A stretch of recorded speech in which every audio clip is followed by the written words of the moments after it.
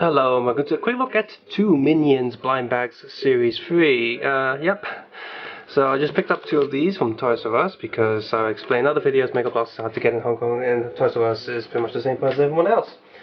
So a quick look at what you can get inside. They have this really not so great pamphlet. It's just one long sheet. So, oh boy. So you could have gotten Clown Face Eskimo Minion, Vampire Minion, Island Minion, which is a slightly different expression to the Island set that you can get, because I'm looking right at that Island set. So you know, there's also a Vampire set, but again, different expression.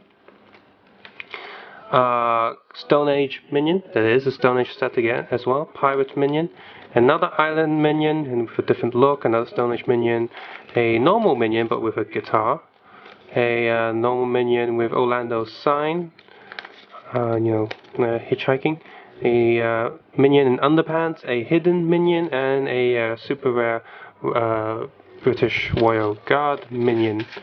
So of course I didn't get any rare ones, just got up to got these 2. Let's take a look at the Vampire first, because since I'm on camera. And there he is, very funsies. Comes with a block that says made in China, like all these blind bags usually do. Halo, Power Rangers, etc, etc, Call of Duty. So the way these work is you have the main... Oh, let me just unplug him if I can. Oh no, only I'll do it with the other one. You got the body, you got a nice strap. There's a little bump there. The strap is plugged onto a rubber band, so it just straps in. There's bumps all around the head. There's a hole on top and a hole on the back to attach different things, hair pieces or whatnot. Arms and legs are on little board joints, so they have a lot of articulation movement. You can bend it up, forward, backwards, sideways, and etc, etc. Hands are also on a swivel joint, and the torso is also on a swivel, but the vampire one can't spin too much because the arms are plugged in through the holes of the body, so it gets stuck. And they fit perfectly on a 1x2 grid. So this one's cool. It looks really good. Customization there's a lot of possibilities of customization, and I think these figures are really great. The one thing, when Mega Bloks was still doing figures that were relatively similar to Lego figures in terms of scale and shape, kinda, they got in kind of some sort of trouble with Lego, and I think that's a blessing in disguise, because we don't need another brand really to make things that look same as Lego. I mean, it looks kind of nice, but Mega Bloks started becoming more creative. They had Ninja Turtles, which had the muscular bodies and stuff, which was kind of cool, but it was still in a similar sort of shape and size. And then after that, they went on to do the Power Rangers ones, which were still sort of Lego shape, but they had the rotating hips, and I think that's really cool. So I was like, look, our shape's different from Lego. It's not copyrighted. But then they moved on and have started doing those. Well, I don't care for the Halo and Call of Duty or Assassin's Creed figures myself. I do think they are decent, and I know why people like them. I'm just not bothered in that scale of figures. And I think the Minions is another line of how getting out of the way of Lego has forced them to be creative, and now they have really nice figurines. I think these are really nicely articulated. They build up just fine, and I think they're printed very nicely as well. The only worry I have is that since the eyepieces are on elastic bands, rubber plastic doesn't last as long as hard plastic, so I wonder how long these straps will last before they start snapping and breaking. The other one I have here is one of the Stone Age Minions.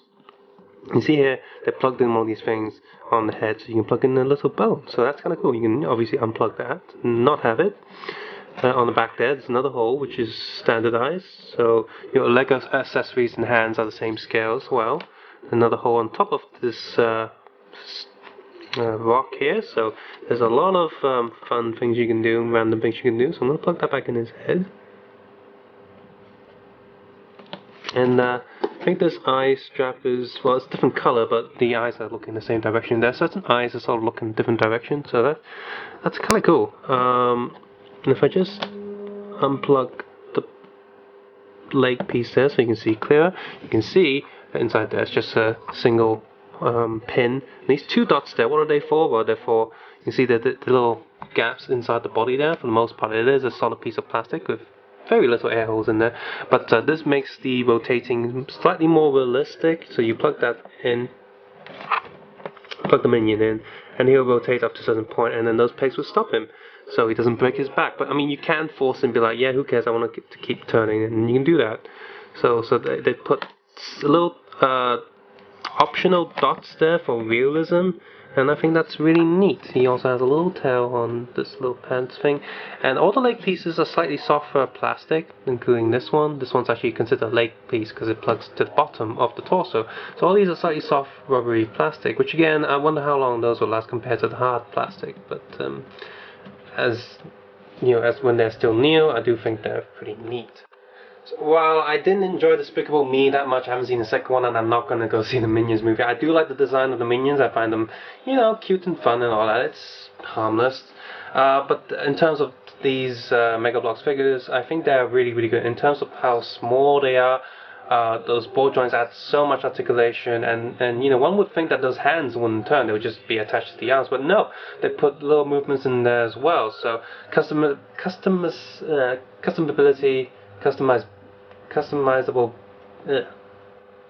abilities and different piece swapping is very, very good on these figures.